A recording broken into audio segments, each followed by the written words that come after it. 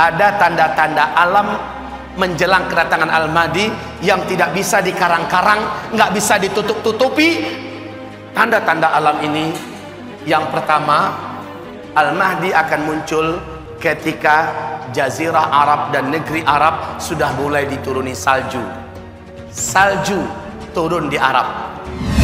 Syekh Su'ud Syuraim, saat salju pertama mulai turun di Jazirah Arab, khususnya di Arab Saudi, dia berteriak sambil khutbah Jumat dan dia berkata, "Hadhi ayatun min ayatillah." Ini adalah satu tanda di antara tanda-tanda ayat-ayat Allah fi akhir zaman, di akhir zaman. Hai manusia, ketahuilah oleh kalian, adakah tanda yang lebih jelas melainkan salju turun di Jazirah Arab?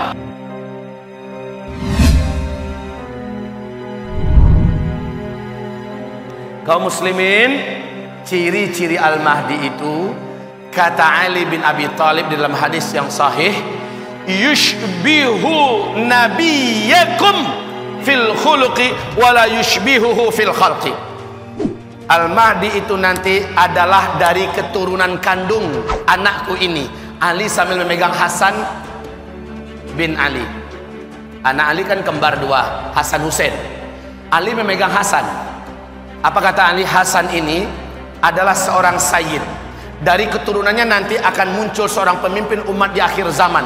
Namanya sama dengan nama nabi kamu, nama ayahnya sama dengan nama ayah nabi kamu, Muhammad bin Abdullah atau Ahmad bin Abdullah.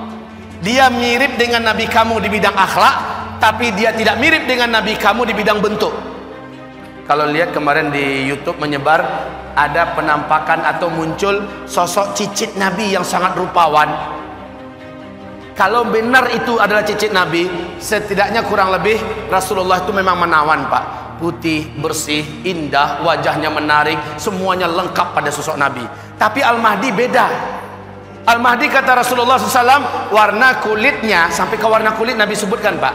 Warna kulitnya coklat kehitam-hitaman. Warna rambutnya pirang. Jenggotnya tebal sampai ke dada. Alisnya kata Rasulullah melengkung seperti bulan sabit. Hidungnya, tulang hidungnya mancung dan lurus. Bibir atas dan bibir bawahnya sama tebal, seimbang dan indah dilihat. Giginya kata Rasulullah rata, tidak ada yang boneng ke depan, tidak ada yang mundur ke belakang. Jarak antara satu gigi dengan gigi yang lain dapat dimasukkan sehelai benang. Kemudian kata Rasulullah SAW, Al-Mahdi ini saat dibaiat persis dalam usia aku diangkat oleh Allah menjadi Nabi dan Rasul. Usianya 40 tahun. Ciri-cirinya, tingginya, bidang dadanya, bulu dadanya, Nabi ceritakan dengan detail. Sampai-sampai kata Rasulullah, dia berbicara dan berbahasa dengan bahasa yang fasih, tapi tidak lancar mengucapkan huruf ra. Huruf ra-nya agak cadel, Pak. Baik kaum muslimin, Rasulullah SAW meneruskan, ada tanda-tanda alam menjelang kedatangan Al-Mahdi yang tidak bisa dikarang-karang, nggak bisa ditutup-tutupi. Tanda-tanda alam ini, yang pertama, Al-Mahdi akan muncul ketika Jazirah Arab dan negeri Arab sudah mulai dituruni salju. Salju turun di Arab. Sudah sejak 2009 salju mulai diansur-ansur, Pak. 2012 sudah tebal, 2013 makin hebat, 2014 sudah mendekati Mekah. Kemarin sahabat saya di Mekah kirim video terbaru. Di Mekah sudah ada lembah yang sudah menggenang air, di pinggirnya sudah ada salju, Pak. Syekh Su'ud Syuraim, saat salju pertama mulai turun di Jazirah Arab, khususnya di Arab Saudi, dia berteriak sambil khutbah Jumat dan dia berkata, "Hadhi ayatun min ayatillah." Ini adalah satu tanda di antara tanda-tanda ayat-ayat Allah fi akhir zaman, di akhir zaman. Hai manusia, ketahuilah oleh kalian, adakah tanda yang lebih jelas melainkan salju turun di Jazirah Arab? Kan nggak pernah kan sebelumnya, kan nggak kebayang, malah negeri gersang panas tandus kayak Arab gitu bisa turun salju. Tapi sekarang, Pak, salju turun di Arab. Kaum muslimin, seorang pilot pesawat Air Asia, orang Indonesia, tinggalnya di Cyber City di Malaysia. Beliau mengatakan 3 tahun terakhir ini, asal dia masuk daerah Arab, khususnya daerah Arab Saudi, langit itu selalu berawan sekarang. Dulu enggak, dan makin kesininya makin tebal awannya, makin hitam Pak.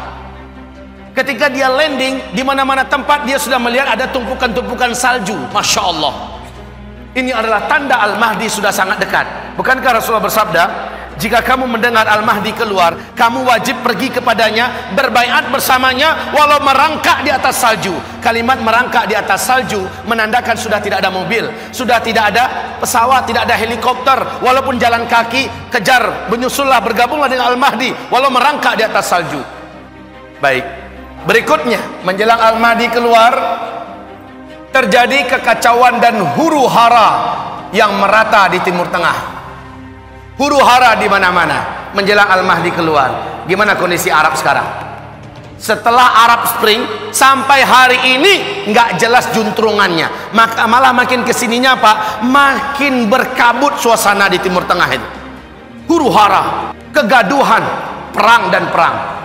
Menjelang Al-Mahdi keluar, terjadi fitnah di Syam. Nah, di mana Syam? Syria, Palestina, Lebanon dan Yordania. Makna fitnah adalah terjadi pembantaian umat Islam, terjadi pembunuhan, terjadi peperangan, terjadi pengrusakan dan penghancuran yang dahsyat, terjadi eksodus masyarakat keluar dan diusir hebat-hebatan, luar biasa. Fitan bisyam, dan Nabi berkata, ini pesan terpenting dari ceramah kita sekarang ini. Ini pesan terpenting.